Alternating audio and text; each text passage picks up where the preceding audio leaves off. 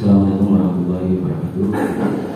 Salam sejahtera bagi kita semuanya. Salam Om Swastiastu, Namo Buddhaya, salam kebajikan rahayu. Perkenalkan dulu, saya Samsul Munir, mewakili Pemuda Pancasila Kabupaten Kediri. Alhamdulillah telah diundang oleh KPU Kabupaten Kediri, dan alhamdulillah juga dapat ketemu dengan Bawaslu yang beberapa hari kemarin kita melakukan audiensi, cuma ditemui sama Mas Budi yang salah itu. Tapi artinya saya perlu tegaskan, tadi kalau disinggung Mas Nakos bahwa ini diinisiasi, sepertinya saya juga tidak tahu. Saya tidak menginisiasi karena saya sebagai penyelenggara itu kan penyelenggara pemilu yang boleh dikatakan kalau saya menyebut itu penyelenggara pemilu swasta. Saya sepakat tadi kalau dikatakan sama Mas Nakos bahwa yang namanya penyelenggara pemilu itu adalah bukan hanya gawe daripada yang dalam hal ini diwakili oleh teman-teman di KPU Kabupaten Kediri, kemudian Bawaslu, ada di KPP dan beberapa instansi lembaga yang berkaitan dengan itu. Tapi saya sepakat bahwa pemilu ini merupakan gawe kita bersama dan gawe seluruh bangsa Indonesia. Memang kemarin beberapa hari kita ke Bawaslu dan kemudian ke KPU untuk sekedar, sebenarnya intinya kita substansi yang paling pokok itu tidak kemudian saya melihat bahwa saya itu ingin membangkitkan bahwa pemilu ini karena menjadi gawe kita bersama, gawe seluruh bangsa Indonesia, maka ayolah kita kemudian kita selenggarakan pemilu ini yang sesuai dengan amanat konstitusi di negara kita, sehingga saya lihat agar nanti teman-teman, makanya waktu itu saya sampaikan ke Bawaslu kemudian KPU, ayo teman-teman yang dari OKP, kemudian OMEK, kemudian juga Ormas dan sebagainya, kita terlibat di situ. Ya, salah satu yang menjadi substansial adalah bagaimana kita mewujudkan pemilu ini yang benar-benar sesuai dengan konstitusi, dan kemudian yang kedua bagaimana ini pemilu ini lebih baik, kemudian dapat membangkitkan semangat kita bersama di dalam mengawal pemilu yang jurdil, demokratis dan sebagainya. Ini hanya sekedar untuk memperjelas bahwa tadi sampaikan Mas Nakos, saya menginisiasi. Saya mohon maaf, saya tidak menginisiasi. Karena saya tidak punya kewenangan untuk menginisiasi terkait dengan kegiatan ini. Terus kemudian pada acara ini sosialisasi dengan PKPU nomor 15 tahun 2023 ini, alhamdulillah yang pertama mungkin mohon maaf, kami dari BP itu sekarang bukan lagi fokus kepada yang namanya memantau. Kayaknya kalau mengawasi itu kan bukan tugas kami, hanya memantau dan mengikuti saja apakah benar-benar PKPU nomor 15 2023 ini tentang kampanye pemilihan umum, kemudian juga ada Bawaslu nomor 11 tahun 2023 tentang yang namanya pengawasan pemilu ini, nanti itu memang benar-benar dapat dilaksanakan dengan baik.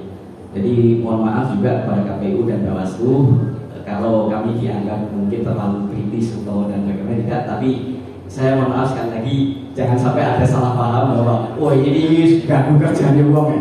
Jadi nyuwun ngapunten dengan kata saya, tidak ada maksud semacam itu lah.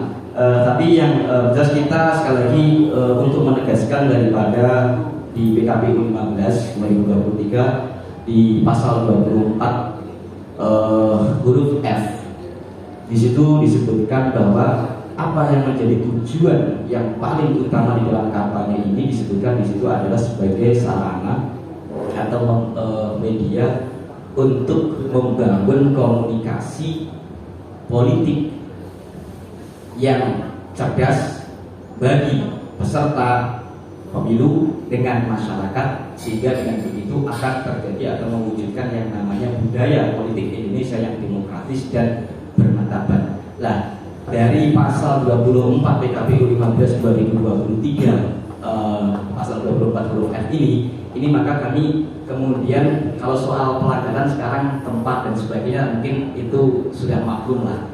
Saya lebih melihat yang pertama terkait dengan bagaimana ini kemudian implementasi daripada PKPU 15 2023 ini terkait dengan yang namanya pelaksanaan kampanye. Yang di situ kita melihat di dalam pasal 22 sampai kepada 25 terkait dengan materi kampanye. Setidak-tidaknya saya melihat bahwa di dalam pasal-pasal tersebut di sepanjang pasal 22 sampai 25 itu setidak-tidaknya ada dua hal yang pokok di dalam pasal tersebut, yaitu bahwa kampanye itu adalah sebagai media untuk menyampaikan visi, misi, program daripada baik itu calon presiden ataupun pasangan calon presiden ataupun kemudian DPR RI, DPR provinsi, DPR kabupaten, kemudian termasuk juga dalam hal ini adalah DPD. Nah, kita melihat fakta yang terjadi di lapangan ini sesungguhnya tidak banyak dilakukan apa yang menjadi amanat dalam PKPU pasal 22 sampai 25 ini terkait dua hal itu, yaitu visi misi program daripada masing-masing peserta pemilu. Yang kedua itu ada citra diri. Nah ini yang menjadi, kita melihatnya itu ada semacam apa yang menjadi substansi daripada kampanye ini menjadi jauh panggang daripada api. Ini ketika di situ yang paling menonjol adalah citra diri. Kita tahu bahwa citra diri itu kan bisa ditampakkan, direpresentasikan di dalam yang namanya nomor urut, yang namanya calon, baik itu capres ataupun DPR ataupun DPD, dan foto gambarnya. Coba kita bisa melihat di beberapa titik-titik yang dipasang kampanye itu lebih fokus pada citra dirinya, sementara visi, misi, program, ini yang kemudian hampir sebagian besar ini tidak dilakukan. Sehingga apa? Kalau kita mengacu kepada pasal 24F tadi itu sebagai media untuk komunikasi politik yang cerdas, membangun yang namanya iklim politik Indonesia yang demokratis dan bermartabat, ini saya kira kan akhirnya residu yang tertinggal di mindset kita, di bangsa kita ini hanya soal menang dan kalah. Sementara masyarakat tidak terbiasa membaca dengan program. Bahwa kita tahu bahwa program inilah, visi-misi inilah yang kemudian itu akan menjadi harapan kita untuk mengawal siapa nanti itu calon-calon yang memang benar-benar akan jadi. Nah, pertanyaannya, apakah di dalam PKPU yang terkait dengan visi, misi, program yang kemudian ini harusnya itu pada poin pertama, kalau kita melihat pasal 22 sampai 25 di PKPU ini kan tidak menyatakan citra diri dulu, tapi visi, misi, dan program dulu. Baru kemudian yang terakhir ada yang namanya citra diri. Artinya apa? Visi, misi ini menjadi penting kontrol bagi kita sebagai aktivis, sebagai masyarakat. Bagaimana nanti itu program ke depan ketika calon-calon itu jadi. Nah, dalam hal ini maka PKPU saya ingin mendiskusikan atau menanyakan nanti PKPU bagaimana kalau terkait dengan ada APK yang di situ hanya menyebut citra diri saja. Nah, dan yang kedua untuk Bawaslu, sebagaimana juga disebut di dalam Bawaslu nomor 11 tahun 2023 ini tentang pengawasan kampanye, itu juga begitu. Pada pasal misalkan pasal 16 itu terkait dengan pengawasan terkait dengan yang namanya materi kampanye. Itu pun juga sama. Bahwa yang pertama adalah visi misi, kemudian program daripada masing-masing calon atau peserta pemilu itu, dan yang kedua adalah citra diri. Walaupun itu dua-duanya itu memang diperbolehkan.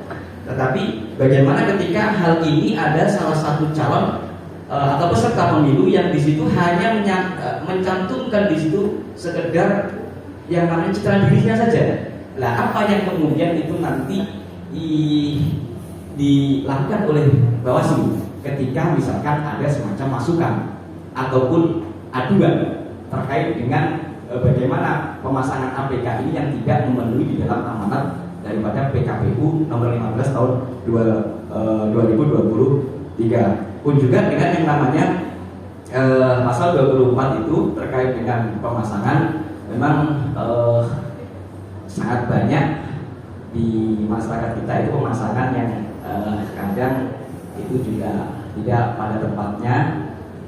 Apakah kita tahu bahwa untuk menertibkan itu kan sangat luar biasa, apalagi kalau wilayah Kabupaten Kediri itu kan begitu luasnya. Nah kemudian apa yang kemudian itu oleh Bawaslu itu bisa memungkinkan untuk meminimalisir atau melakukan kaitannya dengan pencegahan terkait dengan pemasangan APK. Kemudian tadi karena teman ini kan ada yang perangkat, jadi Mas Natas tadi juga perangkat nggak masuk ya kalau pemerintah di dalam, karena ada disebut kepala desa. Kalau perangkat kan enggak, itu keterangan Mas Natas dari Bawo. Makanya harus saya sampaikan untuk dipertegas, perangkat ini masuk daripada kepala desa, pejabat yang tadi itu dimaksud tidak boleh ikut di dalam kampanye ini atau tidak. Mungkin di situ ada dua hal yang mungkin nanti kita bisa diskusikan atau mungkin bisa dijawab oleh teman-teman dari Bawaslu, Mas Andani dan Mas Nakos mewakili dari KPU. Sekian dari saya, ada kurang lebih mohon maaf. Akhir bagi anda yang sudah mustaqil, wassalamualaikum warahmatullahi wabarakatuh. Mungkin ada yang tidak lagi. Cukup. Ditutup ya untuk sesi pertama.